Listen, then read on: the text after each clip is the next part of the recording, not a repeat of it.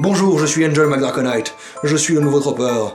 En réalité, j'ai toujours été le Tropper, mais j'étais prisonnier d'une malédiction millénaire. Malédiction dont j'ai fini par me libérer à la force de ma volonté et de mon cœur. Avant bien évidemment de faire l'amour à toutes les succubes de l'enfer, leur faisant découvrir la bonté du cœur, ainsi que les plaisirs de l'orgasme.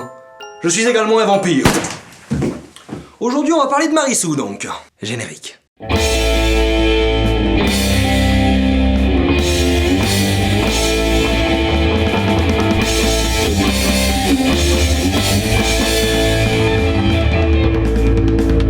Salut jeunes troppeurs et troppeuses. Alors comme ça vous voulez écrire votre propre histoire et vous avez déjà votre personnage principal. Personnage principal qui vous ressemble, qui a le même nom que vous, qui partage vos idées, vos opinions et qui est le plus cool de tous les protagonistes jamais écrits. Arrêtez-vous immédiatement. Vous êtes en train d'écrire une Marissou. Je vais vous expliquer. La Marissou c'est un personnage fictif, souvent une projection de l'auteur, qui est trop parfait.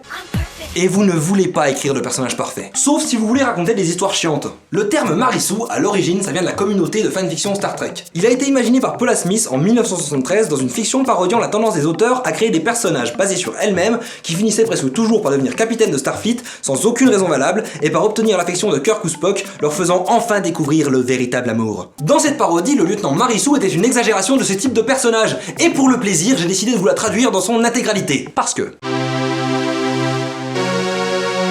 Bon sang de bois, pensa Marissou alors qu'elle montait sur le pont de l'Enterprise. Me voilà, la plus jeune lieutenant de la flotte, seulement 15 ans et demi. Le capitaine Kirk s'approcha d'elle.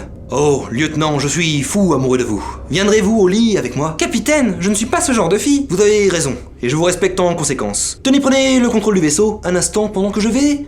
nous chercher du café. Monsieur Spock arriva sur le pont. Que faites-vous dans le siège du commandant, lieutenant? Le capitaine m'a dit de m'y installer. Une logique implacable. J'admire votre esprit. Le capitaine Kirk, Monsieur Spock, le docteur McCoy et Monsieur Scott se téléportèrent avec le lieutenant Marissou sur Rigel 37. Ils furent attaqués par des androïdes verts et jetés en prison. Dans un moment de faiblesse, le lieutenant Marissou révéla à Monsieur Spock qu'elle aussi était demi-vulcaine. Se reprenant rapidement, elle força la serrure avec une épingle à cheveux et ils retournèrent tous au vaisseau. Mais de retour à bord, le docteur McCoy et le lieutenant Marissou découvrirent que les hommes qui avaient été téléportés souffraient d'un cas sévère de grippe sautante, alors que Marissou n'était pas tant affecté. Pendant que les 4 officiers restaient à l'infirmerie, le lieutenant Marissou dirigea le vaisseau et le dirigea si bien qu'elle reçut le prix Nobel de la paix, l'ordre Vulcain de galanterie et l'ordre Tralfamadorien de sympathitude. Cependant, l'infection finit par l'atteindre et elle tomba gravement malade. Dans l'infirmerie, dans ses derniers moments, elle était entourée du capitaine Kirk, de Monsieur Spock, du docteur McCoy et de Monsieur Scott, tous pleurant à chaudes larmes face à la perte de sa belle jeunesse, de sa jeune beauté, de son intelligence, de ses capacités et de sa gentitude. Encore aujourd'hui, son anniversaire est la fête nationale de l'Enterprise.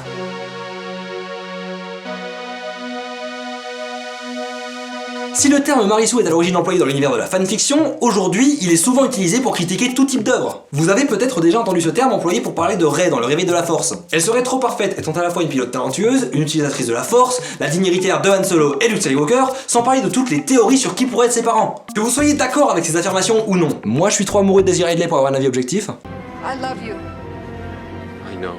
Le sujet est intéressant puisqu'il peut vous amener à vous questionner sur ce que vous écrivez. Si jamais vous êtes un minimum à l'aise avec l'anglais, il existe même un test en ligne pour savoir à quel point votre personnage est une Marissou. D'ailleurs, pour préparer cette histoire, j'ai fait moi-même le test avec un de mes personnages et j'ai découvert que c'était totalement une Marissou. J'ai donc découvert que j'écrivais comme une ado de 14 ans. Alors comment on fait pour éviter de tomber dans le piège et réussir à écrire des personnages convaincants? Évidemment, il n'y a pas une seule réponse à cette question et ça dépendra grandement de votre sensibilité, de celle de votre audience, mais il y a 2-3 points que je peux vous donner pour vous guider. Tout d'abord, si vous basez votre personnage sur vous-même, apprenez à être honnête avec vos défauts et à ne pas utiliser votre histoire comme un exutoire où se réalisent tous vos fantasmes. Personne n'est intéressé par une histoire où tout se passe bien pour le protagoniste et où Emma Stone est amoureuse de lui au premier regard tellement il est parfait. Une histoire intéressante l'est grâce aux obstacles sur la route du protagoniste, qu'ils soient internes ou externes. Un personnage bien écrit a des qualités mais surtout des défauts, puisqu'il lui faut de la marge pour pouvoir s'améliorer au cours du récit. Si votre personnage n'a nulle part où aller, qu'il est déjà accompli, que ses défauts sont anecdotiques, ça va être difficile d'engager votre audience dans des périples dont on sait qu'il va triompher sans problème. De même, une chose qu'il faut absolument éviter dans votre récit, c'est de faire complètement valser la cohérence dans le but de rendre vos personnages plus cool. Vos personnages existent dans un contexte et vous devez respecter ce contexte pour créer une histoire cohérente. Si votre personnage est non seulement plus intelligent que Sherlock Holmes, mais en plus de ça capable de contrôler les gens en leur parlant, ce qui est impossible dans un contexte réaliste qui a été établi dans les saisons précédentes, et que malgré des actes horribles, tous les personnages la pardonnent et l'apprécient, vous avez écrit une putain de Marissou. Le conseil que je peux vous donner, c'est de toujours prendre du recul par rapport aux personnages et de ne pas trop vous projeter en eux. La faiblesse, la souffrance, c'est des choses qu'on ne veut pas s'infliger à soi-même, mais qui sont pourtant essentielles au développement d'un personnage dans un récit. Distancez-vous de votre histoire et vous arriverez plus facilement à éviter de tomber dans ce genre de piège. Je suis revenu de parmi les morts car les divinités ont jugé que j'étais trop bon pour quitter cette planète. D'ailleurs, j'ai fait l'amour à Felicity Jones, elle a eu 5 orgasmes par minute, ça a duré 3 jours. Je suis également mi-vampire, mi-loup-garou, mi-divinité. Oh, retourne dans la fanfic Yaoi qui t'a vu naître.